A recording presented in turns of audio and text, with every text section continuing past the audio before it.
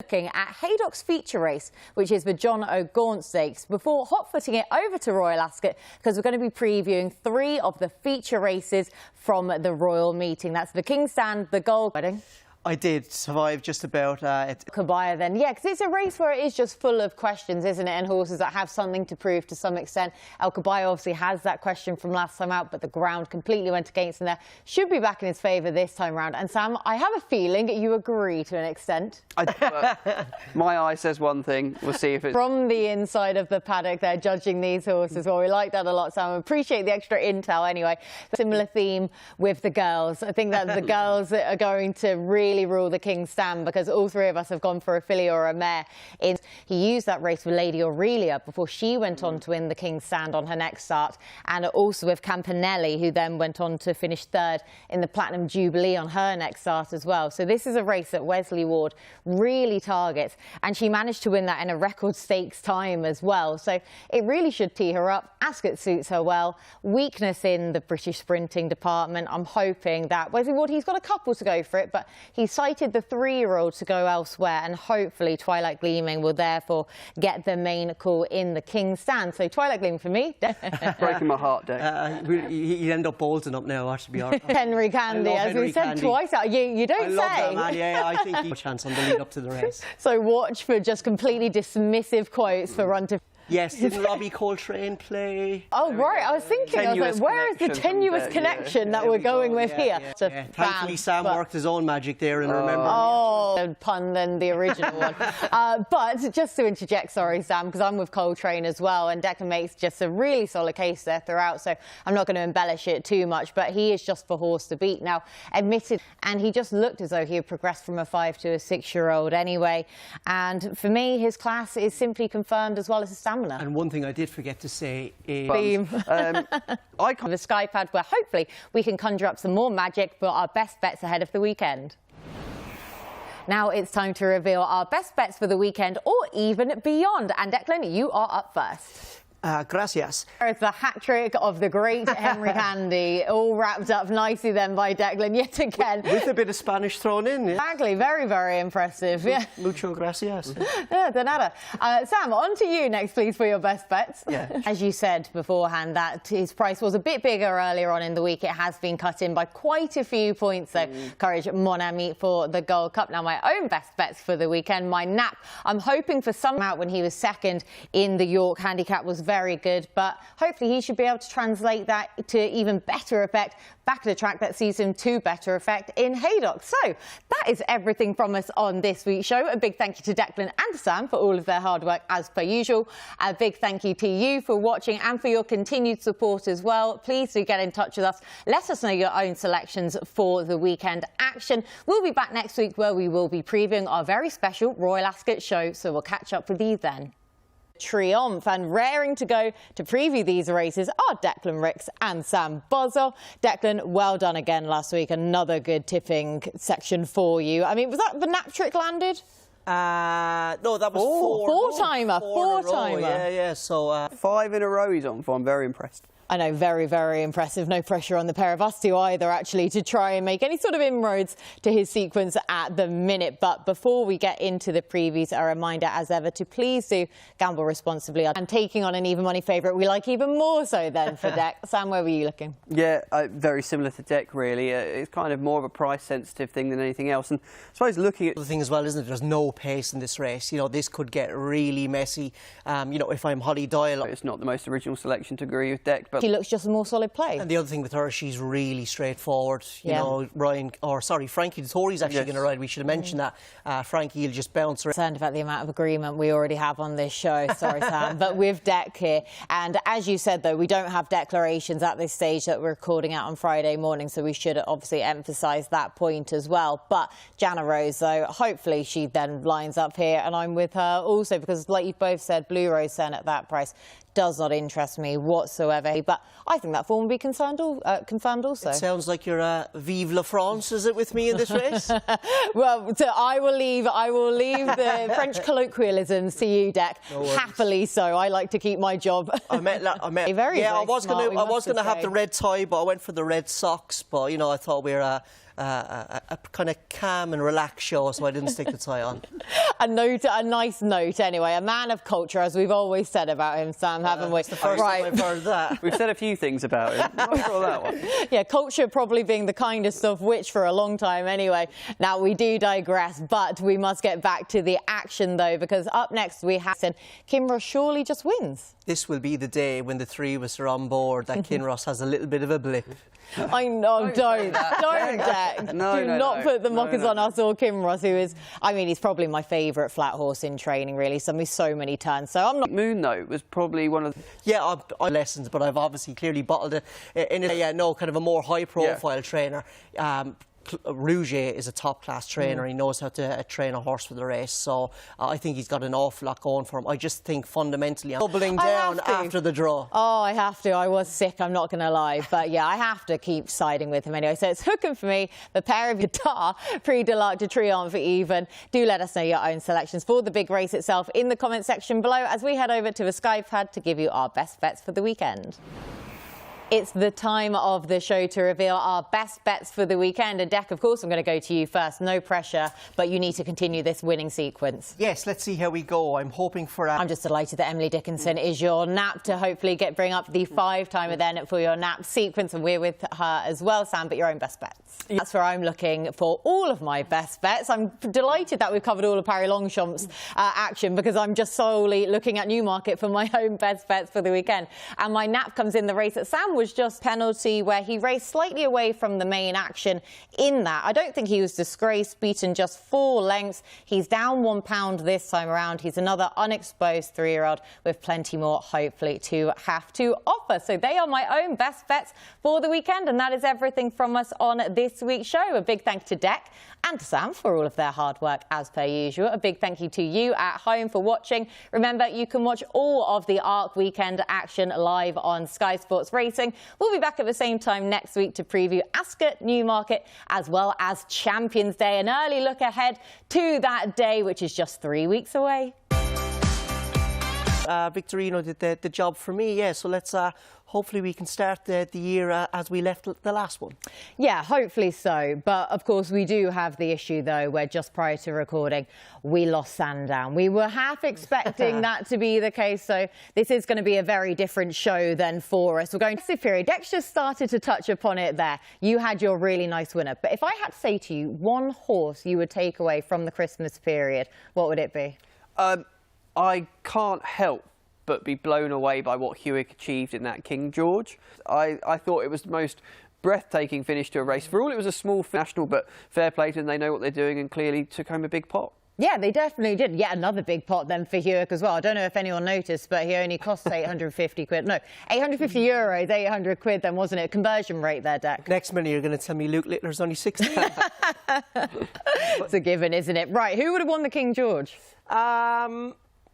I think Shishkin would have just held on myself, you know, given we've been banging on about Shishkin staying kind of the Gold Cup war now, so maybe kind of opens up the Ryanair races a little bit more, and it makes Galopin de Champ's job a little bit easier in the Gold Cup as well. Yeah, I mean, he was mightily impressive, though, wasn't he, Galopin de Champ at Leopardstown, and the way that he just destroyed that field. I mean, I think it's fair to say that Galopin de Champ has put himself firmly back into the picture to win back-to-back Gold Cups. Yeah, absolutely. He wasn't my Christmas highlight, though. My Christmas highlight was but he was also intelligent. He could have quick feet and pop away as well. I was a little bit worried going into the race, pre-race. He had a first-time tongue-tie on. I was like, oh, please don't tell me we're going to lose a really good horse to wind issues now, but no bother to me. Question on him, Deck, if I can jump in. Yeah. Do you think now he's ticked another box because of the ground he ran on as well? Well, like he's by French Navy, obviously predominantly flatbred. Like, this guy's going to be even better on nicer ground. He's going to do everything easier. He's probably going to jump better. He's going to travel better. And he's got that potent turn of foot as well. The horse, you both actually mentioned him. Thank you very much for blowing that trumpet for me, was, of course, Nassalam. Now, I want to go back to the Gold Cup picture because we talked about Galopin de Champ, potentially Hewick if the ground's OK for him, if he goes to Cheltenham rather than Aintree then for the Grand National as his main aim. Shishkin, he's put himself firmly into the picture.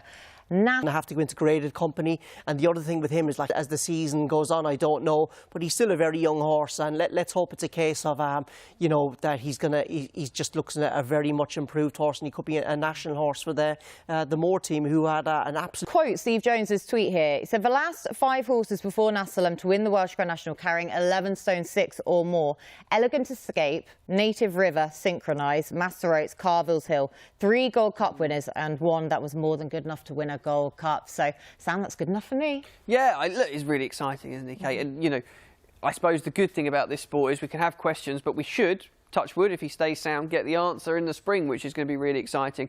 I do think Dex touched on, like you've both said there, that ground does seem to be pretty crucial to him. But we had loads then over the festive period, and we've just got to really sort of scratch the surface there about a few of our festive highlights. But do let us know your own festive highlights in the comments section below. And as you're in the comments section, also at Future Now, what racing we have got left at this stage for this weekend. Hopefully we're going to get something anyway. Right, Sam, where were you looking? I've had a real scattergun quick look at what we've got elsewhere and actually checked my tracker, and there's a horse called Handstands for Ben Pauling, he's sending him up to Newcastle. Had a very, very quick look on, might just tease our Cheltenham anti-post preview.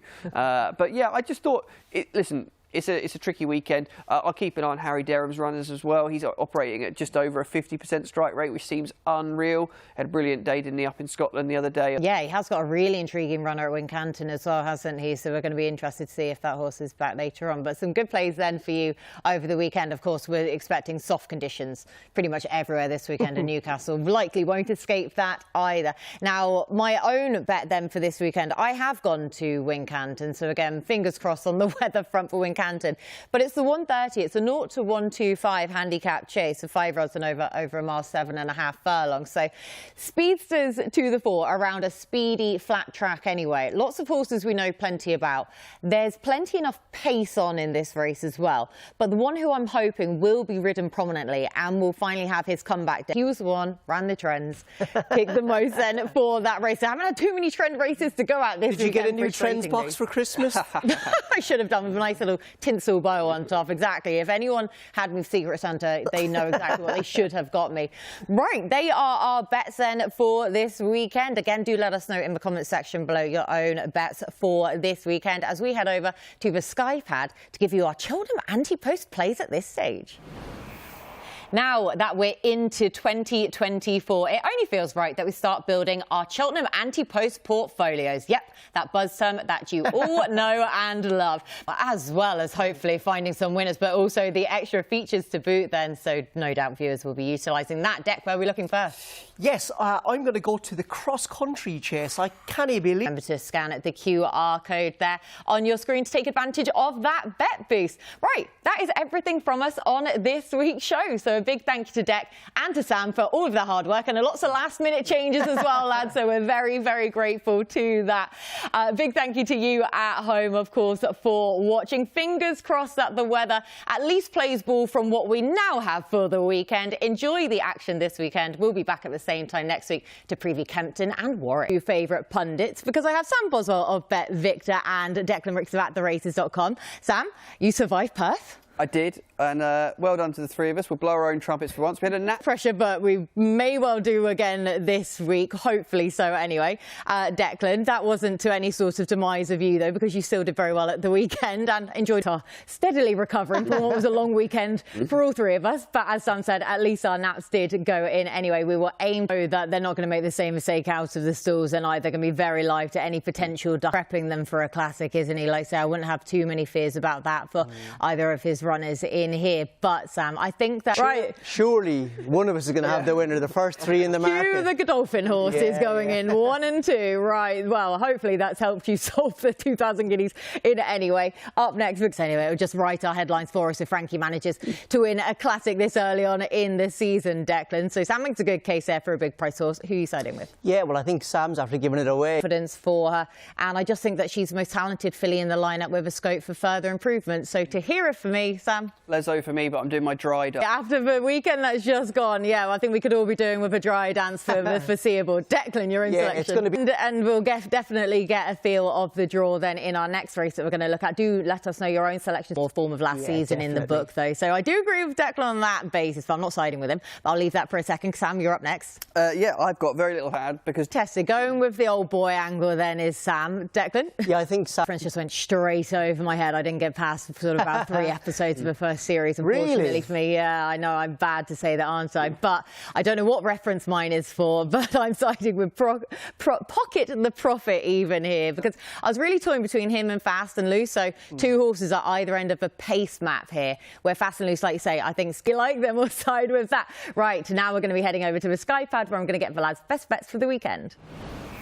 Right, now it's time to reveal our best bets for the weekend. So our nap, our next best and our long shot. And Declan, you're up first. Yes, while all the main action's going to be at Newmarket on Saturday, I'm going to be heading to... Similar politeness, please, in your own 3 best bets. Well, we'll give it a go. There's something in that sea air, I think, down to... Confident about the nap. What a way to sign off with those 3, isn't it? That camera's on, by the way. So we will clip this up and we will play this out for my long shot. But Austrian Theory, through all of the reasons you've just mentioned, back on his last winning mark, he was gelded over the winter prior to last time out, where he just shaped as though he needed the run. I know he finished last of the 5, but it was a really competitive contest at Kempton, and he just blew up. So hopefully he'll come forwards for that, given £2 back as well. And he's a horse where I'm expecting him to come good again then at some point. Right, that is everything from us on this week's show. Big thank you to Declan and Sam for all of their hard work. I've got to scoot off to Cheltenham, actually, for a hunter chase evening this evening. So lots to look forward to. And there's so much to look forward to next week, because we will be back with Ascot's Victoria Cup, as well as Lingfield's Oaks and Derby trials.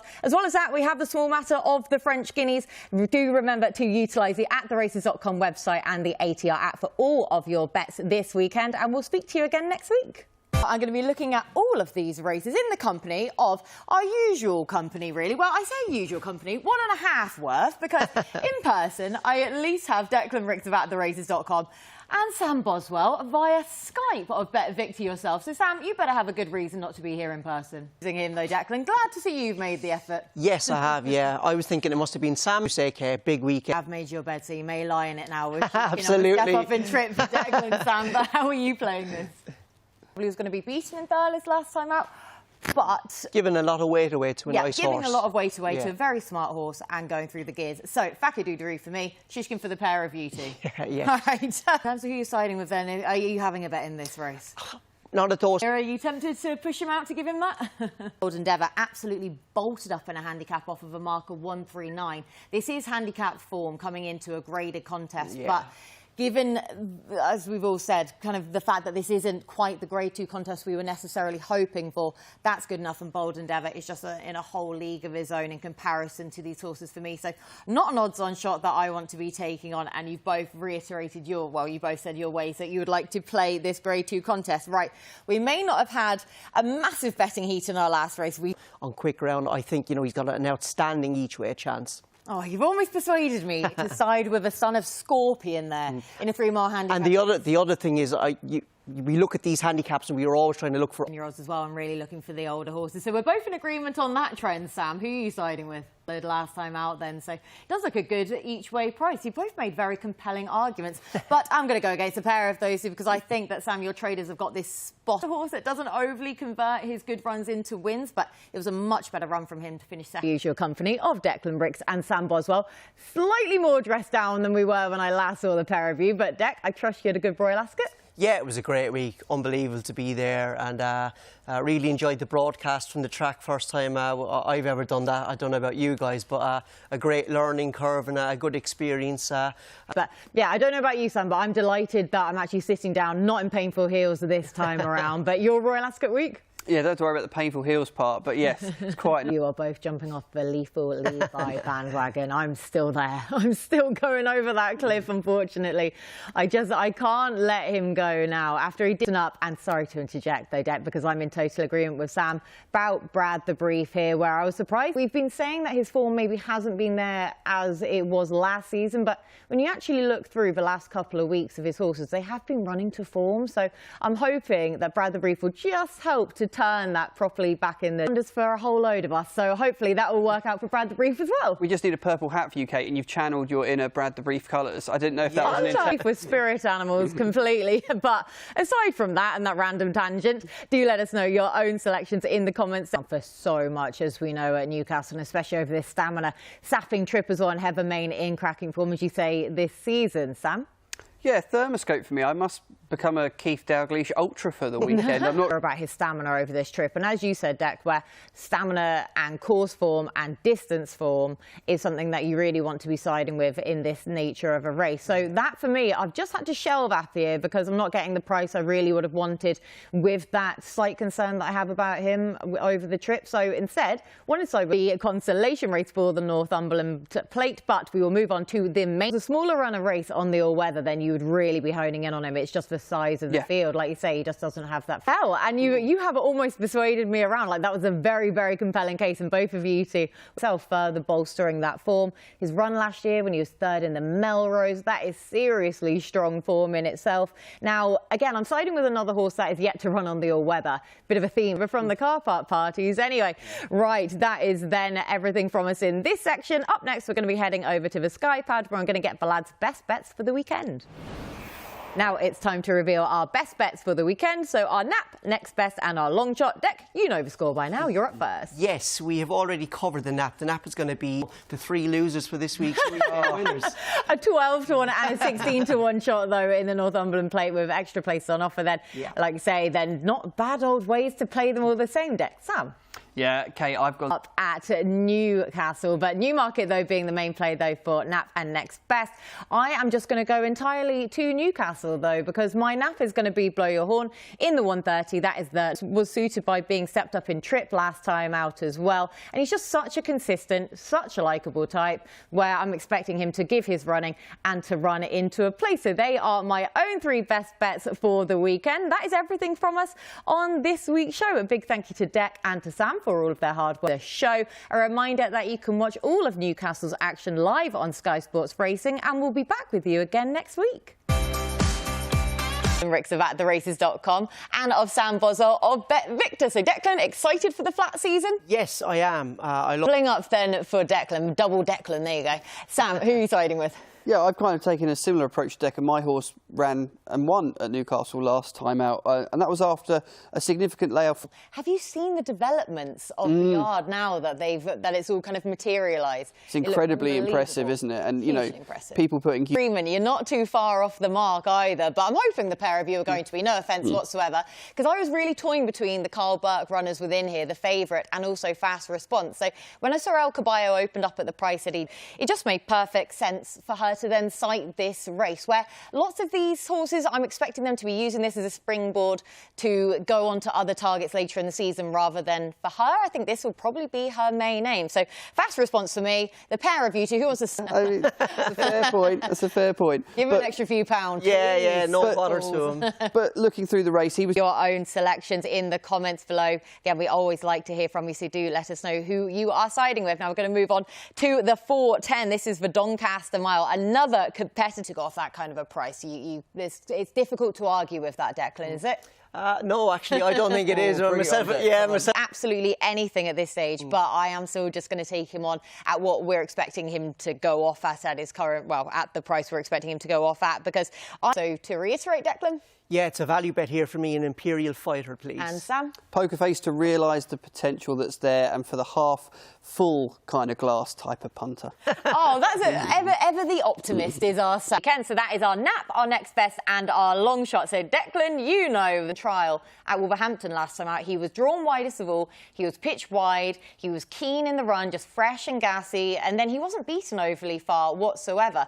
And that race has a good bearing then for this particular contest as well. So I just thought that he's a horse that's been readily dismissed, provided he settles, provided... Do you remember you can catch all of Doncaster's action live on Sky Sports Racing? We'll be back next week, but on Thursday, because we're going to be previewing the All-Weather Championship Finals Day. So make sure you join us again for that. Period. And I'm going to be looking at these races sort of in the usual company, because joining me in the studio is Sam Boswell. Sam, I'm delighted that you're here because you had a phenomenal week last week. Broadway boy. So, and that was me thinking that you were going to say that the treat was our Christmas jumper choice today. Now, this was Sam's decision that we were going to be going with these Christmas jumpers today. But someone who definitely got the memo, not here with us in the studio, is Declan Ricks, who, by the power of technology, is with us. Dec, looking very smart, trusting that you're having a fantastic time at home. In chiropractors for a few of us, hasn't he, in the last weeks on this show? But yeah, great that you are still with us anyway, Dec. Right, before we get stuck into the action, a reminder as ever to please do gamble responsibly. Our tips are not guaranteed to win, but we will still do our best. Market. Your angle of the drift potentially then here. Now, of course, Dec's gone for a really big price one in here. But when I looked at this race, saw the difference between these younger horses, the new upcomers, and the more established types. And you keep /12, well, going on to 12. And if Goshen goes and wins this at 50 to 1, then Christmas is cancelled for Kate. So, right, on Paisley Park then for me, Sam. Crambo for me. And Dec. When it comes to you, Dec, here whatsoever, but you're flipping it now and going with Lucia. Now, she was one of my 3 again in here, so this is my tri-cast basically sorted. Lucia, Nemean Lion, and my main play, Hansard, who, of course, Dec did tip up, so it still looks very feasible for him to overcome. So Hansard for me. I'll take up the mantle from Dec then, who is with Lucia. And Sam? It's got to be the favourite for me. I'm just tipping. Speaking of bets there, but for play at this stage, this close to the race, and those prices are real whacker then for Dec. But of course, he is sitting on that pretty anti-post play then with Allaho. Now, the pair of us two, oh, geez. We sided with Shishkin from our anti-post play. Little did we know he was going to refuse to race at Ascot. So, are you sticking or twisting? I'm going to have to twist this, and you can put genuine question marks next to every horse. Brave Man's Game. Is he as good as he once was? Coming in here, having that additional run before running in the King George, the last horse that had 2 runs to win the King. In my life, felt more power from a horse. He's just unbelievable, this animal. So I think he's an absolute power pack of a beast. And Allaho, I know he's at the head of a market, but I'm siding with him as well. And Dec sitting on his anti-post play with Allaho, but the real whacker then for the main play for him for now. But that is a look ahead to the King George. Again, do let us know your own selection there. Live on Sky Sports Racing and tipping off a Jamie Snowden horse for Bet Victor ambassador, of course, that he is. So Dec hitting 2 nails on the head. Their Christmas bonuses all round for Dec. Right, I'm going to disagree with the pair of you two. I'm not going to, again, let any sort of ambassadorship get in my way, because Nasalam, lads, I just want to very quickly throw to you, Sam, what are you looking forward to most over the festive period? But that is everything from us in this section. Now we're going to head over to the Sky Pad to give you our best bets for the weekend. OK, real talk now. Best bets of the weekend. Dec, by the power of technology, yet again, you're up. This is this weekend, Dec, so we like this a lot. Hopefully you'll be very happy at the end of the Christmas period. Therefore, Sam, your best bets. Yeah, make sure you head over to the... Hopefully we've got my own best bets to look forward to as well, because I'm sticking with a horse that I sided with last time out, who I thought was pretty unlucky. Taunton, when he looked hugely progressive as well. So I'm just hoping he can rediscover that form and is well treated to be able to do so. But that is everything from us on this week's show. So a big thank you to Sam and to Dec for all of their hard work as per usual. I hope you both have a fantastic Christmas, and we all hope that you at home have a fantastic Christmas as well. And thank you so much for supporting us in what has been our first year of this show. We really have appreciated it the whole way through. So we will see you again in 2024. So much more top quality racing to look forward to. So hopefully you can join us then. The hat-trick with Buddy won even last week, so pats on the back of the round. Yeah, well, Buddy One was a friend to the show, wasn't he? And he fairly bolted up, I thought, and he was punted off the boards. He's hugely progressive and winning the EBF final last year. Always a form line I want to be following for the following season for staying handicap hurdlers. So, we are both with Crambo, but Dec? Yeah, you guys have got the right form line. Watching the social media about the races in the week, you would have seen that we put up a competition for you to win 2 tickets to Ascot's Long Walk Hurdle meeting. And of course, the answer to our competition question was the mighty Faugheen. So congratulations to @Lewis_Davies11. You are our winner. We hope you have a fantastic time at Ascot on the 23rd of December. But our own all-important part now, our best bets for the weekend. So Dec, you're up first. Half length lengths behind Credo last time out. He was always off the bridle. I don't think Wincanton suited him. I think Haydock and the long slog of a home straight will suit him much better, and he might just finally get the job done and get a first handicap win as well. You've got to put Coconut Splash in there where you possibly can, haven't you? I'm a glutton for punishment. Right, that is everything from us on this week's show. A big thank you to Deck and to Sam for all of their hard work as per usual. A big thank you to you at home for watching. Remember, you can watch all of Ascot's action live on Sky Sports Racing. We'll be back at the same time next week to preview more weekend action.